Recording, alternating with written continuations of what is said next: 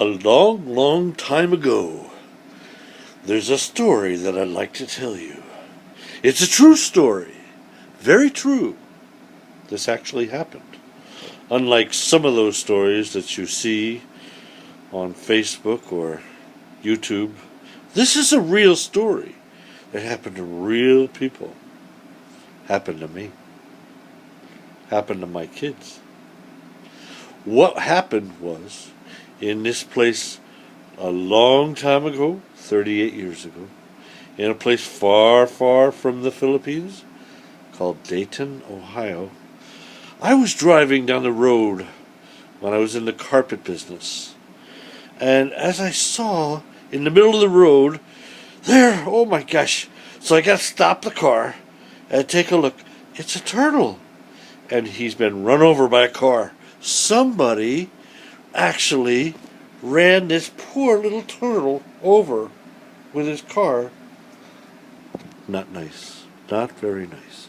So he's bleeding all in the belly. Belly bad bleeding. Cracked, bleeding, and just laying like he was dead, right? But because he was still bleeding, I knew he was alive. So I wrapped him. I took him home, unwrapped him, and we put medicine, hydrogen peroxide.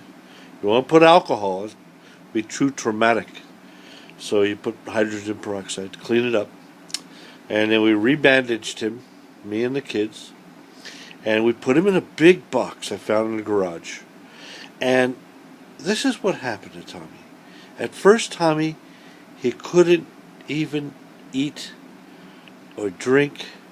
So I took a little, one of those things, from the medicine, what you squeeze, and you pull the water into the vial, and with a little dropper, drop, drop, drop, drop, fed him water with a little sugar in the water, so it had some energy, right?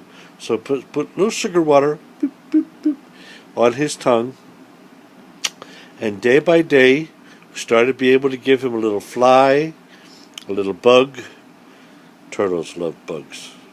That's what they eat. Very delicious. So anyhow, started giving bugs and all kinds of little tiny food particles. And we had new rocks we put into the box with him. And we put lots of leaves and lots of grass and stuff so that he could have like a normal place, to get better. So this was the fall. And in the fall in Ohio, and then the winter, it's very, very cold. That's why I knew I had to take Tommy, that we named him Tommy. That's why I knew we had to take Tommy home, because he wasn't going to make it. It was already, when he was on the street, it was all the fall, it was starting to get cold, and he would probably die from his injury, especially because it was wintertime. So, after feeding him all through the fall, the winter, the spring, we opened up our swimming pool in the back. And I was putting water from the hose and the faucet in our big above-ground swimming pool, right? And so we got the swimming pool all ready to go. And I said, you know what? Tommy looks pretty good. I'm going to put him in the pool, because turtles love water, right? God gives water to all living things so they can live. But they said, oh no, Mike, don't do that. If you do that, the bleach in the water, the chlorine, is going to kill him. I said, let me tell you something, all right? If Tommy the turtle can live in Mad River with all of the pollution, right, that they have in these rivers, right, he's not a little chlorine in our pool is not going to kill him, right? So, and besides, he's amphibious. He comes up for air, they're not like a fish.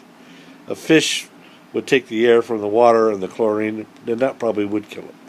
But I knew it was right. So I took Tommy out of the box, and I brought him to the backyard, and I had all the kids with me, Michelle, Danny, and David, my children. Michelle was about 4 or 5 years old, about the age of little Fia at the time. So I put the turtle into the water, and Tommy started to fly all around through the pool. He was going up, and he was going down, and he was going around and around and around, and he just loved swimming in the pool. You can see he was like in his glory. It was the most amazing thing. So I jumped into the pool with Tommy. Tommy was swimming around. And I was laying on the side, holding with my arm, each side of the pool, right? And I began to float. You never will believe what happened. This is true. Tommy came up onto my chest right here. And he gave me a little kiss with his little tiny thing. He didn't bite me. He just kissed me right there. And then he jumped back into the pool again.